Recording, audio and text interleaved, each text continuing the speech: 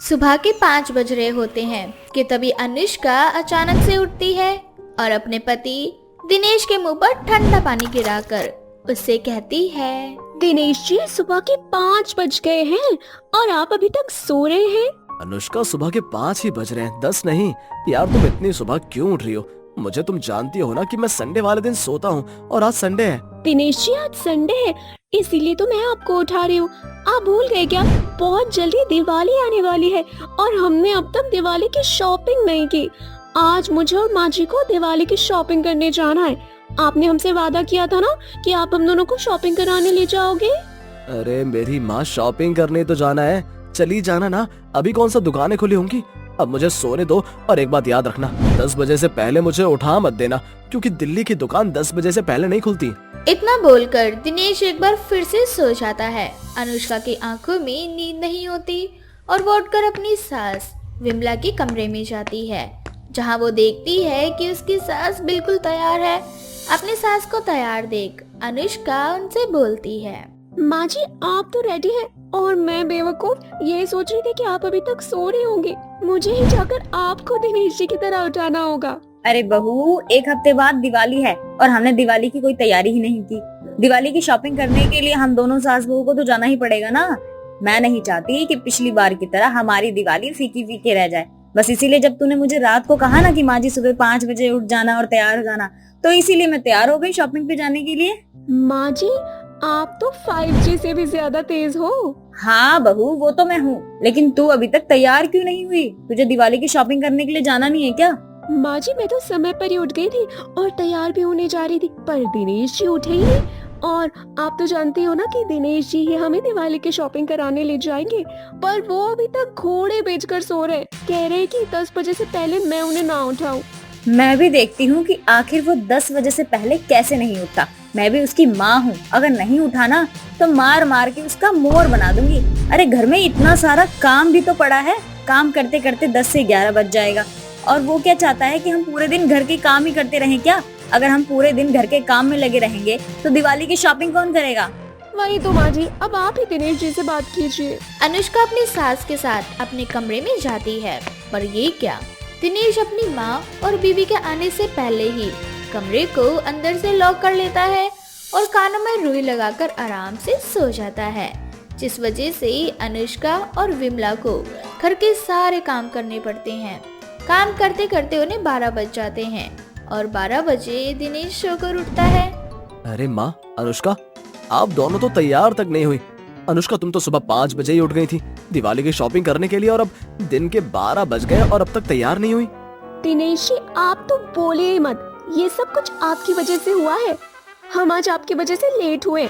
अगर आप सुबह जल्दी उठ जाते तो अभी हम मार्केट में दिवाली की शॉपिंग कर रहे होते। अरे अनुष्का, तुम क्या बोल रही हो? सही से बोलो ना, मुंह क्यों चला रही हो? डर गई क्या मुझसे? क्योंकि दिनेश ने अपने कानों में रुई लगाई होती है, इसलिए उसे अनुष्का की कोई आवाज नहीं सुनाई दे रही होती। ये देखकर विमला समझ जाती है और वो दिनेश के कानों से रुई निकालकर उसके सर पर मारते हुए उससे कहती है। बेटा, सुनाई तो तुझे तब देगा ना जब तू कान से रुई निकालेगा। माफ करना माँ। अच्छा अनुष्का, मैं जब तक तैयार हो रहा हूँ तुम माँ के साथ मिलकर शॉपिंग की लिस्ट बना लो, ताकि तुम्हारी शॉपिंग आज पूरी हो सके और कुछ भी न छूट सके, क्योंकि मैं आप दोनों को रोज रोज दिवाली की शॉपिंग करवाने के लिए नहीं ले जा सकता। इतना बोलकर दिनेश तैयार होने के लिए चला जाता है और अनुष्का विमला के साथ बैठकर दिवाली की शॉपिंग की लिस्ट बनाने लगती है। माँ जी, इस दिवाली और धनतेरस हमें जो जो सामान चाहिए मैंने उन सभी की लिस्ट बना ली है, पर इतना सारा सामान है कि मुझे नहीं लगता हमारी शॉपिंग एक दिन में पूरी हो पाएगी। दिनेश जी खुद को कितने ही तेज क्यों ना समझ ले, उन्हें अपना टाइम और पैसा हमें देना ही पड़ेगा। देखते हैं बहू। अब कुछ देर बाद दिनेश तैयार होकर उनके सामने आता है, जिसके बाद दोनों सास बहू दिनेश को लेकर मार्केट जाती है और दिवाली का सारा सामान खरीद लेती हैं, जैसे खील, बताशे, माता लक्ष्मी और गणेश जी की मूर्ति, रंगोली के लिए रंग आदि। ये सारा सामान लेकर रात को वो घर आती हैं और घर आने के बाद अनुष्का अपना लिस्ट निकालती है और हर सामान को क्रॉस चेक करती है। माँ जी, दिए, भगवान की मूर्ति, रंगोली के लिए कलर, ये सब है। हाँ बहू, सब कुछ है और बाकी की जो छोटी मोटी चीजें बची हैं वो हम कल ले आएंगे। अरे ऐसे कैसे कुछ चीजें बच गई? मैंने आप दोनों से कहा था कि आज ही शॉपिंग कर लो, मैं कल छुट्टी नहीं करने वाला हूँ। बहू मैं तो थक गई हूँ, अब तू अपने पति के सवालों का जवाब खुद ही दे। मैं तो चली सोने। दिनेश जी प्लीज कुछ मत कहना, मैं भी बहुत ज्यादा थक चुकी हूँ और मुझे तो माँ जी के साथ कल फिर शॉपिंग के लिए जाना है। आपका क्या, आप तो ऑफिस चले जाएंगे, शॉपिंग करने की सारी जिम्मेदारी तो मेरी और माँ जी की है ना। इस तरह से अनुष्का भी सोने के लिए चली जाती है और अगले दिन दिनेश अपने ऑफिस जाता है तो वहीं दोनों सास बहू दिवाली की शॉपिंग करने, जहां वो दोनों सास बहू जरूरतों की कुछ चीजें और घर के लिए लाइट आदि लेकर आते हैं। रात को दिनेश घर आता है और अपनी माँ और अनुष्का से कहता है, आई होप कि अब आप दोनों सास बहू की दिवाली की शॉपिंग खत्म हो चुकी होगी। सही कहा तूने, हमारी दिवाली की सारी शॉपिंग खत्म हो चुकी है। क्यों अनुष्का बहू, सही कहा ना मैंने? अब ऐसा कोई सामान नहीं रहा जो हमने ना लिया हो। अच्छे से दिवाली की शॉपिंग कर ली हम दोनों सास बहू ने। हाँ माँ जी, हमने सब कुछ ले लिया है और अब आप देखना इस बार मोहल्ले की सबसे अच्छी दिवाली हम ही मनाएंगे। इतना बोलकर अनुष्का सारे सामान रखने लगती है और तभी दिनेश अनुष्का से कहता है, अनुष्का तुमने अब तक मुझे मेरा कुर्ता नहीं दिखाया। मैंने तुमसे कहा था ना कि इस दिवाली में कुर्ता पहनूंगा। अब जैसे ही दिनेश कुर्ते की बात करता है, अनुष्का की बोलती बंद हो जाती है और कुछ देर बाद, माँ जी हमने दिवाली की सारी शॉपिंग तो कर ली, पर दिवाली के लिए हमने कपड़े तो खरीदे ही नहीं। दिवाली की शॉपिंग में मैं तो ये भूल ही गई कि हमें अपने लिए भी शॉपिंग करनी है। अनुष्का माँ, आप दोनों रोज रोज मार्केट जाकर ऐसी कौन सी शॉपिंग करती थी जो अब तक आप लोगों ने कपड़े नहीं लिए? 2 दिन बाद दिवाली है। अरे बेटा, बहुत काम होते हैं घर में दिवाली पर, और तू नाराज मत हो, दिवाली 2 दिन बाद है, आज नहीं। और हम अभी शॉपिंग करके आते हैं कपड़ों की। पर माँ अभी तो दुकानें बंद होने वाली होंगी। अरे मेरे भोले बेटे, दिवाली का समय है, अभी कोई भी दुकान रात 12 बजे से पहले बंद नहीं होगी। और अगर मान ले हो भी जाती है दुकान बंद, तो क्या हुआ, तेरी माँ और बीवी है ना दुकान खुलवाने के लिए। अब आप मना मत करना दिनेश जी, आपके कपड़े और हमारी दिवाली के कपड़े नहीं आए और कहीं ना कहीं आपकी वजह से हमारे कपड़ों की शॉपिंग भी नहीं हो पाई, तो अब आपको हमारे साथ इतनी रात को चलना ही होगा। अब क्या था, अब एक बार फिर से दोनों सास बहू दिनेश को लेकर निकल जाती हैं और रात भर कपड़ों की शॉपिंग करती है। फाइनली दोनों सास बहू की दिवाली की शॉपिंग खत्म होती है और दिवाली वाले दिन माता लक्ष्मी और गणेश जी की पूजा करके पटाखे फोड़ते हैं और इस तरह से वो अपने इस बार की दिवाली को बहुत ही अच्छी तरीके से मनाते हैं। हरिया बहुत गरीब था और वो भुट्टे बेचकर अपना घर चलाया करता था। हरिया के घर में उसकी बीवी और बूढ़ी माँ रहा करती थी। ऐसे ही एक बार की बात है, हरिया बाजार में भुट्टे बेच रहा होता है और भुट्टे बेचकर घर आ जाता है। पर हरिया आज जब घर आता है तो उसे अपने घर में किसी बच्चे की रोने की आवाज आती है। बच्चे की रोने की आवाज सुनकर हरिया थोड़ा हैरान हो जाता है और अंदर जाकर अपनी बीवी कुसुम से बोलता है, अपने घर में कोई आया है क्या? अभी मैंने किसी बच्चे के रोने की आवाज सुनी। तभी हरिया की माँ उषा आती है और हरिया से बोलती है, तूने बिल्कुल सही कहा बेटा, अपने घर में नन्ही परी आई है, तू उसे देखना नहीं चाहेगा क्या? अब कुसुम छोटी सी बच्ची को अपनी गोद में लेकर आती है। वो बच्ची काफी सुंदर होती है। उसकी सुंदरता और मासूम चेहरा देखकर हरिया को भी उससे प्यार हो जाता है और हरिया अपनी बीवी से बोलता है, ये बच्ची किसकी है और तुम्हें कहाँ से मिली? आज जब मैं और माँ जी आपको खाना देकर घर आ रहे थे तब हमें इस बच्चे के रोने की आवाज सुनाई दी। जब हमने आवाज का पीछा किया तो हमने इस बच्चे को कूड़ेदान में देखा। इस बच्चे को देखकर तो मेरी ममता जाग गई। मुझे एहसास हुआ जैसे इस बच्चे के पास माँ बाप का साया नहीं है, ठीक उसी तरह से मेरी कोई औलाद नहीं, बस इसीलिए मैंने इस बच्चे को गोद ले लिया है। कुसुम, ये तो तुमने बहुत अच्छा किया। हरिया उस बच्ची को देखकर बहुत खुश था। अब जब भी वो भुट्टा बेचने के लिए घर से निकलता था तो उससे पहले वो अपनी प्यारी बच्ची का चेहरा देख लिया करता। जिस दिन वो अपनी बच्ची का चेहरा देखकर भुट्टा बेचने के लिए जाया करता, उस दिन उसकी बाकी दिनों से अच्छी कमाई होती है। देखते ही देखते समय बीतता जाता है और अब हरिया की गोद ली हुई बेटी काया बड़ी हो जाती है। ऐसी ही एक दिन की बात है, कुसुम और उषा खाना लेकर हरिया के पास जा रहे होते हैं। तभी काया अपनी माँ से जिद करते हुए बोलती है, माँ, पापा को आज खाना देने मैं जाऊंगी, हमेशा आप वरदाती जाती हो। काया बेटा, अभी तुम बहुत छोटी हो, पहले बड़ी हो जाओ फिर जाना, ठीक है? नहीं, आज पापा को खाना देने मैं ही जाऊंगी। अगर आप लोगों ने मुझे नहीं जाने दिया तो मैं आप सबसे इकट्ठी कर लूंगी और पढ़ाई करना फिर छोड़ दूंगी। बिल्कुल गंदी बच्ची बन जाऊंगी फिर। इस तरह से काया जिद करने लगती है। उसकी जिद देखकर उषा उससे बोलती है, बहू काया को जाने दे, उसका बहुत मन है। और वैसे भी जब तक काया हरिया को खाना देकर आएगी तब तक तू और मैं डॉक्टर के पास से हो आएंगे। मेरे घुटने का दर्द बढ़ता ही जा रहा है, दवाई लेना बहुत जरूरी हो चुका है। अगर ऐसा है माँ जी तो फिर ठीक है।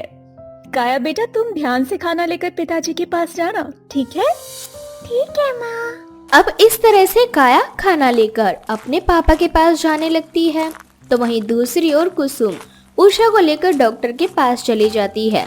कुछ देर बाद काया अपने पिता के पास पहुंच जाती है, जहां वो देखती है कि एक हवलदार और एक पुलिस हरिया से भुट्टा खरीदते हैं।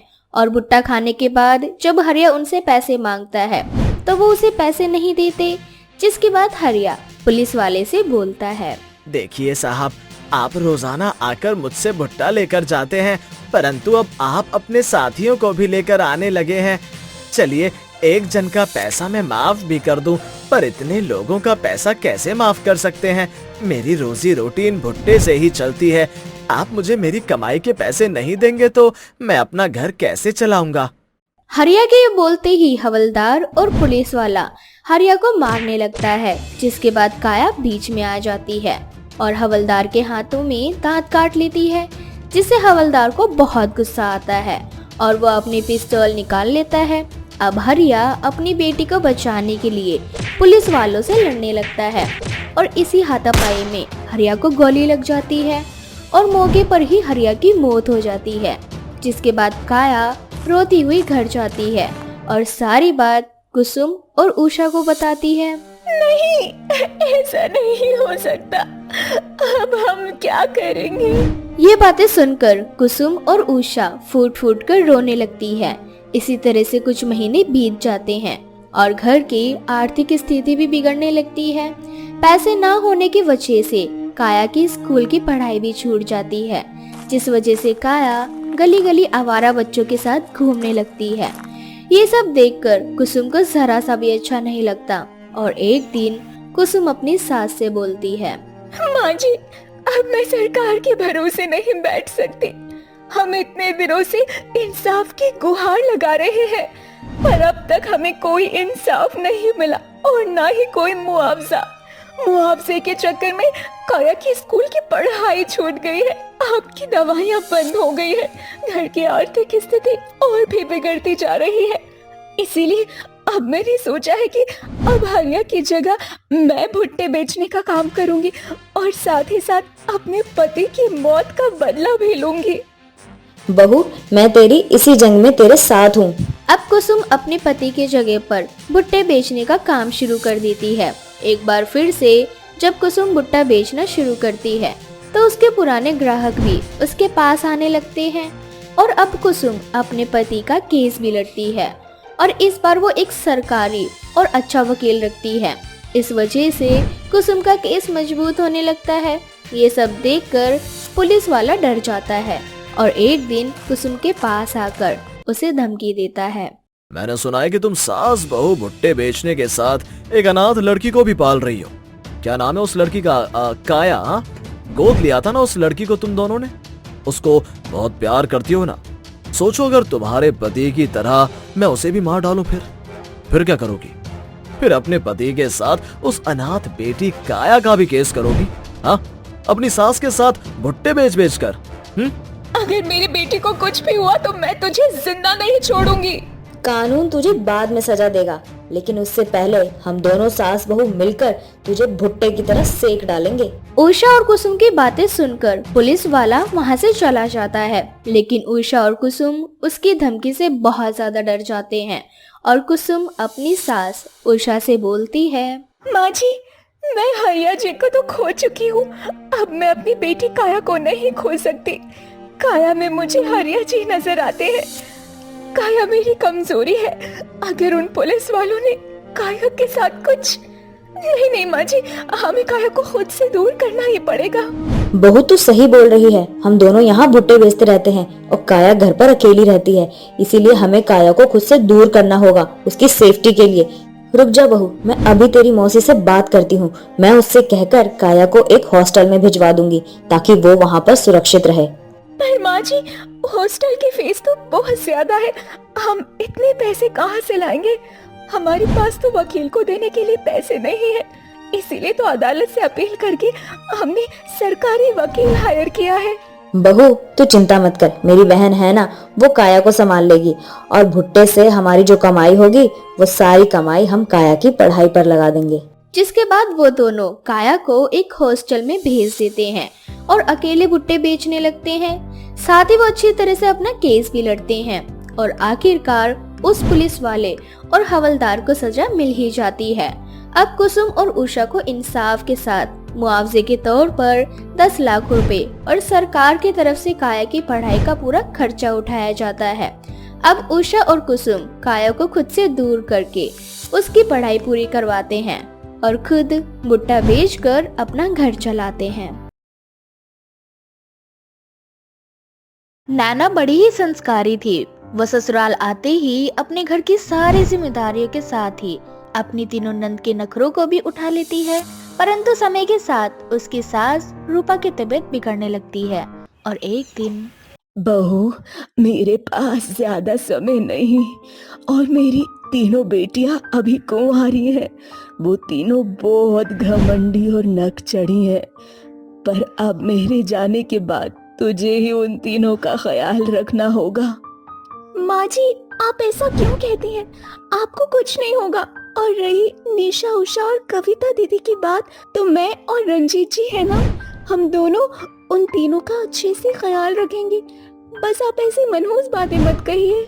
बहू, तू बिना किसी देरी के जल्दी से मेरी तीनों बेटियों और मेरे बेटों को फोन करके घर बुला ले। मैं जाने से पहले अपने चारों बच्चों की शक्ल देखना चाहती हूँ। रूपा के कहने पर नैना अपनी तीनों नंद और अपने पति को घर बुला लेती है और रूपा अपने चारों बच्चे और बहू की शक्ल देखकर अपनी आखिरी सांस लेती है और इस दुनिया से चल बसती है। रूपा के जाने के बाद तो मानो जैसे निशा, उषा और कविता की वाहवाही हो जाती है, क्योंकि ज्यादातर रंजीत ऑफिस के काम से बाहर रहता, घर में अकेली भोली भाली नैना रहती और तीनों बहन अपनी भाभी को अपने इशारों पर नचाती। ऐसे ही एक दिन भाभी, अरे ओ मेरी प्यारी भाभी, कहाँ मर गई? क्या हुआ दीदी, आपने मुझे बुलाया? हाँ मेरी बेवकूफ भाभी, मैंने आपको बुलाया। ये क्या है? ये जो बेड पर रखा है ये तो आपका सूट है, क्योंकि माँ जी ने जाने से पहले मुझे कहा था कि आप सूट नहीं पहनती और आपके ऊपर सूट बहुत अच्छा लगता है, और बस इसीलिए माँ जी ने मुझसे वादा लिया था कि मेरे जाने के बाद मेरी बेटी सूट डाले। बस इसीलिए आज मैंने आपके शॉर्ट ड्रेस को बाहर ना रखकर सूट बाहर रख दिया है। अरे ओ बेवकूफ, मुझसे होशियारी करने की जरूरत नहीं है, क्योंकि ये बहनजी टाइप के सूट तो मैंने कभी पहने नहीं और ना मैं पहनने वाली हूँ। तुम्हें पहनने का शौक है तो तुम ही पहनो ना।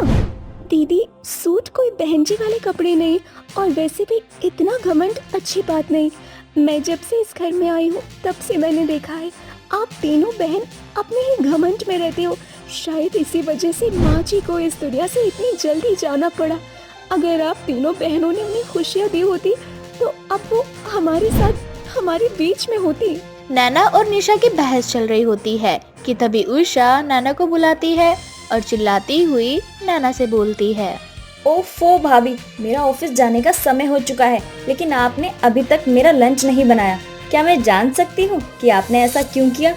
माफ करना दीदी, वो दरअसल मुझे टाइम नहीं मिला।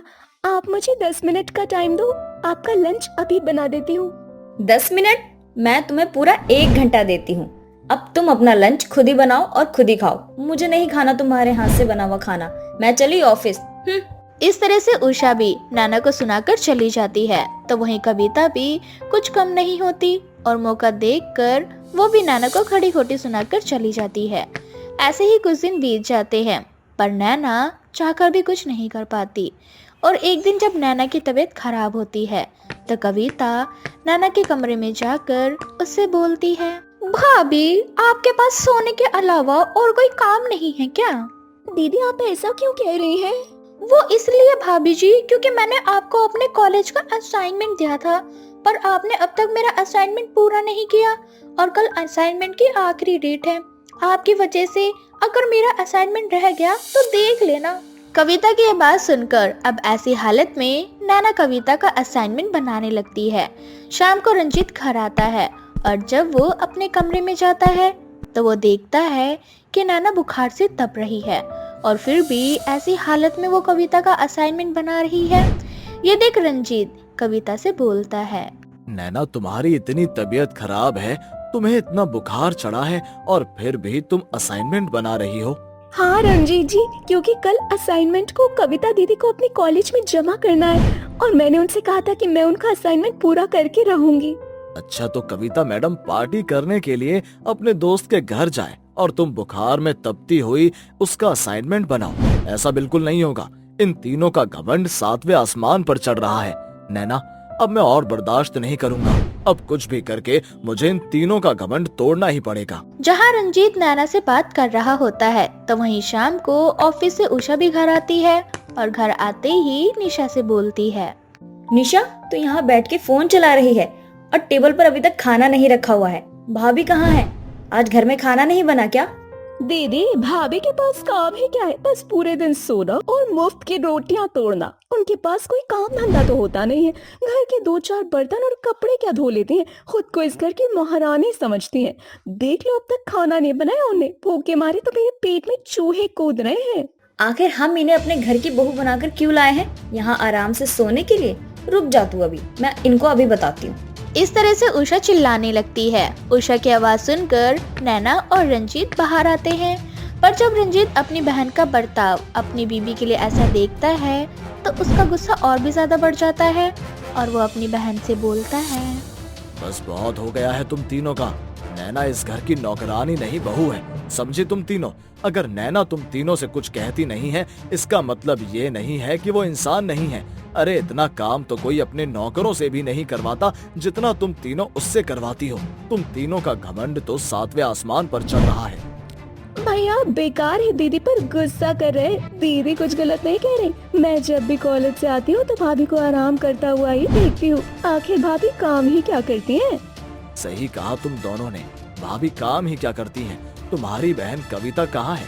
पार्टी करने गई है। वैसे तुम्हारी भाभी घर में नहीं रहेगी, तब तुम तीनों को पता चलेगा कि तुम्हारी भाभी करती क्या है और तब टूटेगा तुम तीनों का घमंड। भैया घमंड हम नहीं बल्कि आप और भाभी दिखा रहे हैं। और आपको क्या लगता है कि ये यहाँ से चली जाएंगी तो हम भूखे मर जाएंगे? अरे जाने दो इनको। भाभी के जाने के बाद इस घर की पूरी जिम्मेदारी मैं उठा के दिखाऊंगी। ठीक है उषा, तो फिर मैं और तुम्हारी भाभी 7 दिन के लिए घर से बाहर घूमने जा रहे हैं और 7 दिन बाद आएंगे, तब देखते हैं तुम्हारा घमंड। इस तरह से रंजीत नैना के साथ आउट ऑफ इंडिया चला जाता है और नैना रंजीत के साथ खूब मस्ती करती है। तो वहीं दूसरी ओर जब उषा घर की जिम्मेदारी उठाती है तब उसे पता चलता है कि किस तरह से नैना बिना एक शब्द बोले उन तीनों बहनों के नखरे सह रही थी। 2 दिन जैसे तैसे बीत जाते हैं, लेकिन तीसरे दिन जब उषा के ऊपर इतना सारा बल पड़ता है तो वो फ्रस्ट्रेट हो जाती है और अपनी दोनों बहनों से बोलती है, मैं नैना भाभी नहीं जो तुम दोनों मुझ पे चिल्लाओगी और मैं चुपचाप तुम दोनों का सारा काम करती जाऊंगी। मुझे भी ऑफिस जाना होता है, समझ आई बात? 2 दिन से मैंने घर को संभाला है और 2 दिन से अब निशा संभालेगी। 2 दिन बाद कविता तुम इस घर को संभालोगी। अब ना चाहते हुए भी तीनों बहन 2-2 दिन नैना बनकर घर का काम करती है और 7वें दिन उन तीनों बहन को समझ आ जाता है कि किस तरह से वो तीनों बहन अपने घमंड में चूर थी। तीनों बहन एक दूसरे से बोलती है, हम तीनों कितने गलत हैं, भाभी कितनी अच्छी है, पर अपने घमंड के आगे हमने भाभी की जरा भी केयर नहीं करी। हाँ कविता, तू बिल्कुल सही कह रही है। जब घर की जिम्मेदारी और भार हम तीनों के ऊपर आया तब हमें समझ आया कि हम कितने घमंड में जी रहे थे। परंतु अब हम तीनों बहनें भाभी के साथ पहले की तरह नहीं रहेंगे और जब इस बार भाभी घर आएंगी तो हम तीनों भाभी की मदद करेंगे। इस तरह से 7 दिन पूरे हो जाते हैं और 8वें दिन जब रंजीत नाना के साथ घर आता है तो नाना की तीनों नंदे रंजीत और नैना का बहुत अच्छे से वेलकम करती है और साथ ही वो तीनों नैना से माफी भी मांगती है। अब नैना की तीनों नंद घमंड छोड़कर नैना के साथ बहन की तरह रहने लगती है और हर काम में उसकी मदद करवाती है। इस तरह से नैना ने जो भी अपनी सास को वचन दिया था वो पूरा करती है। काशीपुर के एक छोटे से गांव में शिवानी नाम की लड़की अपनी माँ उर्मिला और अपने सौतेले पिताजी जगमोहन के साथ रहती थी। लेकिन जगमोहन बहुत ही घमंडी था और उसे केवल अपनी बेटी सोना से ही प्यार था। सोना को वो किसी भी चीज की कमी नहीं होने देता और वहीं दूसरी तरफ शिवानी को वो एक फूटी आंख पसंद नहीं करता। ये बात शिवानी को बिल्कुल भी अच्छी नहीं लगती। एक दिन वो अपनी माँ से कहती है, माँ पिताजी मुझसे प्यार क्यों नहीं करते? मैं भी तो उनकी बेटी हूँ, फिर वो मुझसे भेदभाव क्यों करते हैं? उन्हें मुझसे इतनी नफरत क्यों है? क्या मैं उनकी सौतेली बेटी हूँ इसलिए मेरे साथ वो ऐसा करते हैं? बेटा आज मेरी बात को ध्यान से समझना, मैं मजबूर हूँ क्योंकि मैं तुम्हें अकेले लेकर नहीं रह सकती थी। मैं बहुत गरीब हूँ और मेरा परिवार भी बहुत गरीब था। अगर मैंने तुम्हारे सौतेले पिताजी का साथ छोड़ दिया तो हमें सड़कों पर भीख मांगनी पड़ेगी और मैं ये बिल्कुल भी नहीं चाहती कि हमें भीख मांगनी पड़े। जैसा भी है इतने में ही हमें खुश रहना चाहिए। अपनी माँ की बात सुनकर शिवानी बहुत ही परेशान हो जाती है और चुपचाप अपने कमरे में जाकर बैठ जाती है और मन ही मन सोचती रहती है, हे भगवान तूने मेरे पिताजी को मुझसे क्यों छीना, और अगर छीन भी लिया तो दोबारा ऐसा पिता दिया कि जिसे मुझसे प्यार ही नहीं और अपनी बेटी और मुझ में फर्क करे। इससे अच्छा तो ये होता कि मैं बिना बाप की रहती। तभी वहाँ पर जगमोहन आता है और उससे कहता है, ए लड़की यहाँ बैठी हुई क्या कर रही है? क्या तुझे पता नहीं आज मेरी प्रिंसेस का बर्थडे है? घर में कितने सारे काम पड़े हैं, चल खड़ी हो और घर का काम कर। और हाँ, सजावट में कोई कमी नहीं होनी चाहिए, मेरे मेहमान घर को देखते ही खुश हो जाए, ऐसी सजावट करनी है तुझे। अपने पिताजी का ऑर्डर सुनते ही शिवानी डर जाती है और फटाफट घर का काम करने लगती है। थोड़ी देर बाद वो सोना की एक फटी हुई ड्रेस लेकर आता है और शिवानी को दे देता है, ये ले आज इस ड्रेस को पहन लियो और इस गंदी सी ड्रेस को मेहमानों के सामने मत पहनो, नहीं तो मेरी बहुत बेइज्जती होगी। समझ आई मेरी बात तुझे? हाँ पिताजी, आपकी कही एक एक बात समझ गई हूँ। ये कहकर वो सोना की फटी हुई ड्रेस पहनती है और ये शाम होती है, सोना की बर्थडे पार्टी शुरू होती है और शिवानी सभी मेहमानों की खातिरदारी करने लगती है। तभी सोना के सभी दोस्त शिवानी के बारे में पूछते हैं तो सोना उनसे कहती है, अरे ये कोई नहीं, बस हमारे घर की एक मामूली सी नौकरानी है। ये कहकर सोना अपने दोस्तों के सामने शिवानी का बहुत मजाक उड़ाती है। सोना की ये बात सुनकर शिवानी की आंखों में आंसू आ जाते हैं और वो वहाँ से चली जाती है और एक नदी किनारे जाकर रोने लगती है। कोई भी मुझसे प्यार नहीं करता और ये सब लोग मेरा मजाक उड़ाते हैं। ऊपर से मेरी माँ मेरे सौतेले पिताजी के सामने मजबूर है। अब मैं करूँ तो करूँ क्या?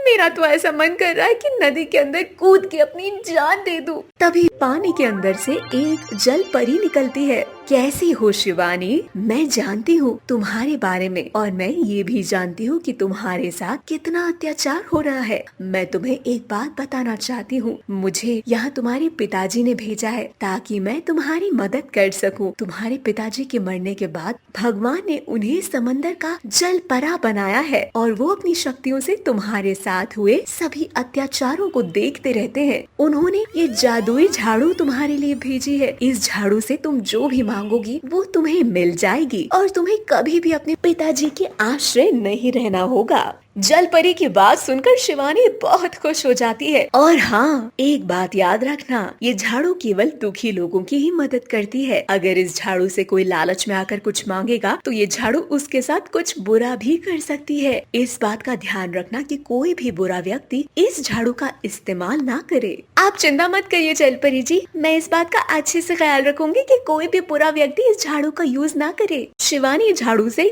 बहुत अच्छी ड्रेस मंगवाती है और झाड़ू उसे एक सुनहरी ड्रेस देती है और उसे पहनकर शिवानी वापस आती है अपनी सौतेली बहन की बर्थडे पार्टी में। जब वो वहाँ पहुँचती है, उसके कपड़े देखते ही सोना उससे बहुत जलने लगती है और वो अपने पिता के पास जाकर कहती है, पिताजी आपने देखा इसके पास इतनी महंगी ड्रेस है, कितनी सुंदर लग रही है, लेकिन आपने तो मुझे ऐसी एक भी ड्रेस नहीं दिलवाई। आप मुझसे प्यार नहीं करते हो और अपनी सौतेली बेटी को इतनी महंगी ड्रेस दिलवाते हो। अरे बेटा, मैंने उसको कोई ड्रेस नहीं दिलवाई, लेकिन इसके पास इतनी महंगी ड्रेस आई कहाँ से? रुको, मैं अभी पता करता हूँ। जगमोहन शिवानी के पास जाता है और उससे कहता है, क्यों रे, तूने अब चोरी करना भी सीख लिया।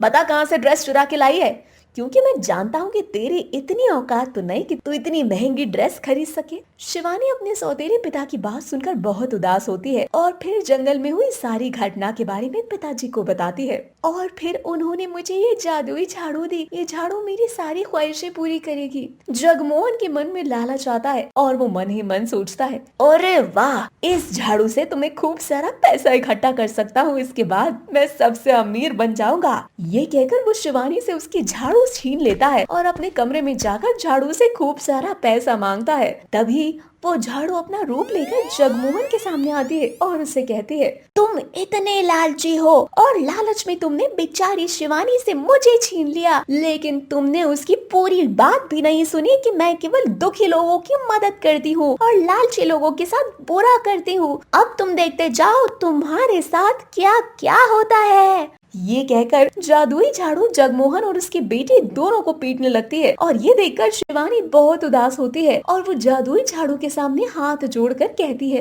रुक जाओ मेरी प्यारी जादुई झाड़ू, मैं तुम्हारे सामने हाथ जोड़ रही हूँ। मेरे पिताजी और मेरी बहन को छोड़ दो, उन्हें मत मारो। शिवानी की बात सुनते ही जादुई झाड़ू रुकती है और ये देखकर जगमोहन को बहुत शर्मिंदगी होती है कि उसने शिवानी के ऊपर इतने अत्याचार किए और फिर भी उसे उसकी चिंता है। और वहीं दूसरी तरफ उसकी बहन भी उससे माफी मांगती है, बेटी मुझे माफ कर दो, मैं माफी मांगने के लायक तो नहीं, लेकिन मुझसे बहुत बड़ी भूल हो गई। मैंने कभी तुम्हें अपनी बेटी नहीं समझा, लेकिन आज मुझे अपने ऊपर बहुत शर्मिंदगी महसूस हो रही है। अगर हो सके तो मुझे माफ कर देना। दीदी मुझे भी माफ कर दीजिए, मैंने आपसे बहुत बदतमीजी की और कभी भी आपको अपनी बहन नहीं समझा। मैंने आपको बहुत भला बुरा भी कहा, मुझे माफ कर दो दीदी, मुझे माफ कर दो। शिवानी कहती है, अरे आप लोग मुझसे माफी क्यों मांग रहे हो? मैं आप लोगों से नाराज नहीं हूँ, जो हुआ उसे भूल जाओ। आज से हम सब एक नई जिंदगी की शुरुआत करते हैं। और उसके बाद वो उसके साथ बहुत अच्छा बर्ताव करता है और वो चारों अब खुशी खुशी रहने लगते हैं। पार्टी करना मना है। जिया नाम की एक लड़की जो कि रामगढ़ नाम के एक छोटे से गांव में रहा करती थी, एक दिन जब उसके माता पिता कुछ दिनों के लिए घर से बाहर जाते तो वो अपने दोस्तों को फोन करके उनसे बोलती है, यार आज मेरे घर पर कोई नहीं है तो क्यों ना आज हम पार्टी करें। क्या फिर से? यार तेरे ही घर पर हम पार्टी कर कर के बोर हो चुके हैं। अगर तुझे इस बार पार्टी करनी है ना तो अपने घर से बाहर निकल कर, क्योंकि हम नहीं आने वाले तेरे घर। आरव सही बोल रहा है। देख जिया, मैं आरव की बात से ना बिल्कुल एग्री करती हूँ, वो बिल्कुल सही बोल रहा है। ठीक है, अगर ऐसे ही है तो इस बार हम हेल वेला में पार्टी करते हैं। हेल विला में? यार तुझे तो पता है ना उस विला में पार्टी करना मना है। कहा जाता है कि उस विला में किसी चुड़ैल का साया है। जो भी कोई उस विला में पार्टी करने जाता है वो फिर कभी उस विला से वापस नहीं आता। अरे यार तुम भी कैसी बातें कर रहे हो? ये सब कुछ बस एक अफवाह है। चुड़ैल वुड़ैल जैसी कोई चीज नहीं होती। एक बात बताओ मुझे, हम कितनी बार उस विला के बाहर से आ गए हैं? तुमने आज तक कभी वहाँ कोई चुड़ैल देखी है? या अपने गांव में किसी ने उस हाउस में कभी कोई चुड़ैल देखी? नहीं ना। ये सब बस वहाँ के ओनर की चाल है ताकि लोग पार्टी करें ना वहाँ पर। सुना तो मैंने भी कुछ ऐसा ही था, पर कुछ दिनों बाद पता चला कि उस विला में बहुत दर्दनाक हादसा हुआ था, जिस वजह से वहाँ पर अब किसी भी तरह की कोई पार्टी नहीं की जाती और इसीलिए वहाँ पार्टी वार्टी करना मना है। और जिया, ये भी तो हो सकता है ना कि वो अफवाह सच हो। देखो यार, अब मैं और तुम्हें नहीं समझा सकती, अब तुम्हारी मर्जी है। अब तुम्हारे पास सिर्फ दो ऑप्शन है, या तो मेरा घर या फिर वो विला। अब मर्जी तुम्हारी है, तुम्हें मेरे घर पर आके पार्टी करनी है या उस विला में। तेरे घर पर पार्टी कर कर के हम सच में बहुत बोर हो चुके हैं, तो इसलिए हम सोच रहे हैं कि इस बार हम एक छोटा सा रिस्क ले लेते हैं और उस विला में जाकर पार्टी करते हैं। तो जिया मैडम, हम तैयार हैं विला में पार्टी करने के लिए। Oh wow, that's great. कल इसी समय उस हेल विला में जाकर हम करेंगे ग्रैंड पार्टी। इतना बोलकर जिया फोन रख देती है। अब इसी तरह से वो तीनों अगले दिन पार्टी के लिए तैयारियां शुरू करने लगते हैं और रात के 10 बजते ही वो तीनों दोस्त एक साथ हेल विला में जाते हैं। विला के अंदर जाते ही विला का दरवाजा अपने आप बंद हो जाता है। ये देख जिया की दोस्त नतारा बहुत ज्यादा डर जाती है। वो जिया से बोलती है, दोस्तों मेरी मानो तो हमारे पास अभी भी मौका है। हम सबको यहाँ से अपने घर चले जाना चाहिए। मुझे ये जगह कुछ ठीक नहीं लग रही। क्या यार नतारो, तू कितनी ज्यादा पटु है यार, तू समझ क्यों नहीं रही? हमें कुछ नहीं होगा। वैसे भी मैं और आरव है ना तेरे साथ, सो जस्ट चिल, ओके? पर फिर भी जिया, हमें एक बार अपनी फैमिली को बता देना चाहिए कि हम यहाँ पर पार्टी कर रहे हैं। नतारा यार, तू पागल हो गई है क्या? जी अब तू ही इसको कुछ समझा। नतारा, अगर हमने अपनी फैमिली को बता दिया कि हम इस विला के अंदर है तो हमारे घर वाले सारा काम छोड़कर हमें यहाँ लेने आ जाएंगे, वो भी तांत्रिक बाबा के साथ।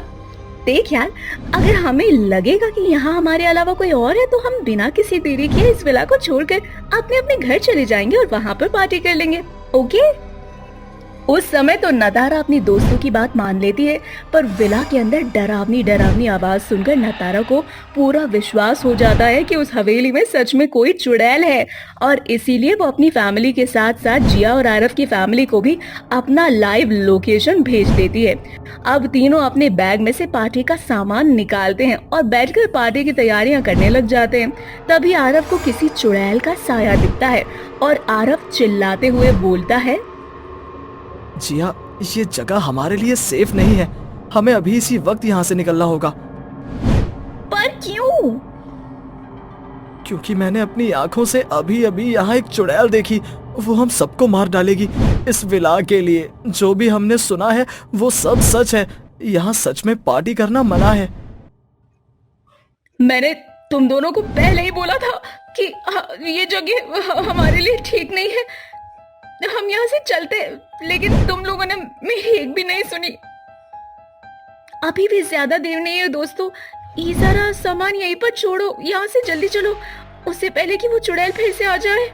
वो तीनों इतना बोलकर वहाँ से भागने लगते हैं कि तभी चुड़ैल तीनों के सामने आ जाती है और तीनों को हवा में लटका देती है और हंसते हुए उन तीनों से बोलती है, हा, तुम तीनों को क्या लगा था तुम तीनों यहाँ पार्टी करने आओगे और मेरे हाथों से बच जाओगे? तुम तीनों को पता है ना यहाँ पार्टी करना मना है, फिर भी अपनी पार्टी के लिए तुम्हें इसी विला को चुना। आखिर यहाँ पार्टी करना क्यों मना है? क्या हुआ था आज से यहाँ कुछ साल पहले? ये मेरा विला है, सिर्फ मेरा। अगर यहाँ मैं और मेरे पति खुश नहीं रह सके, पार्टी नहीं कर सके, तो यहाँ कोई और पार्टी नहीं कर सकेगा। मैंने और मेरे पति ने ये विला खरीदा ताकि लोग इस विला में पार्टी कर सके और हमारी कमाई हो सके, पर मेरे देवर ने मुझसे और मेरे पति से चालाकी करके वो हमसे हमारा ये विला छीनना चाहता था और उसने छीन लिया। जिस दिन मैंने यहाँ विला खरीदने की ग्रैंड पार्टी दी थी, उस दिन मेरे देवर ने मेरे पति को अपने कब्जे में कर लिया और उसने मुझसे बोला। फ्लैशबैक। मेरी प्यारी आरती भाभी, अगर आपने ये अपना प्यारा विला मेरे नाम नहीं किया तो इस पार्टी में खाने की टेबल पर आपके पति की लाश होगी। नहीं, अपने भैया को कुछ मत करना, मैं ये विला तुम्हारे नाम करने के लिए तैयार हूँ। अपने देवर की धमकी सुनकर आरती अपना वो विला अपने देवर के नाम कर देती है, जिसके बाद उसके देवर अपने भैया भाभी को उस विला से निकाल देता है। इस सदमे में आरती के पति की मौत हो जाती है और कुछ दिनों बाद आरती का देवर उसी विला में एक शानदार पार्टी रखता है और आरती अपने पति की मौत के सदमे में आकर अपने देवर से बदला लेने के लिए पार्टी में जाती है और वहाँ आए सभी मेहमानों से बोलती है, यहाँ पार्टी करना मना है, अब यहाँ कोई पार्टी नहीं होगी। इतना बोलकर आरती उस पार्टी में एक बम ब्लास्ट कर देती है, जिसमें पार्टी में आए सभी लोगों के साथ साथ आरती की भी मौत हो जाती है। फ्लैशबैक से बाहर। इस तरह से मैंने अपने देवर से बदला लिया और मेरी आत्मा इसी विला में कैद हो गई। बस तभी से यहाँ किसी को पार्टी नहीं करने देती। इसीलिए अब तुम तीनों को भी मरना होगा, क्योंकि तुम तीनों ने यहाँ पार्टी करने की सोची। हमें माफ कर दो, अब हम यहाँ कभी पार्टी करने नहीं आएंगे। प्लीज हमें जाने दो। हाँ प्लीज हमें जाने दो। देखो हमारी इसमें कोई गलती नहीं है। देखो, तुम हमें जाने दोगी तो हम तुम्हारी आत्मा को मुक्ति दिलवा देंगे। मुझे कोई मुक्ति नहीं चाहिए, मुझे बस यहाँ पार्टी करने वालों की जान चाहिए। इतना बोलकर चुड़ैल जैसे ही उन तीनों को मारने के लिए आगे बढ़ती है, तभी वहाँ जिया के माता पिता तांत्रिक बाबा को लेकर आ जाते हैं और वो तांत्रिक बाबा अपने तंत्र विद्या से उस चुड़ैल को खत्म कर देता है, जिसके बाद आरती की आत्मा उस विला को छोड़कर हमेशा हमेशा के लिए चली जाती है और उस दिन से जिया कभी भी उस विला में नहीं जाती।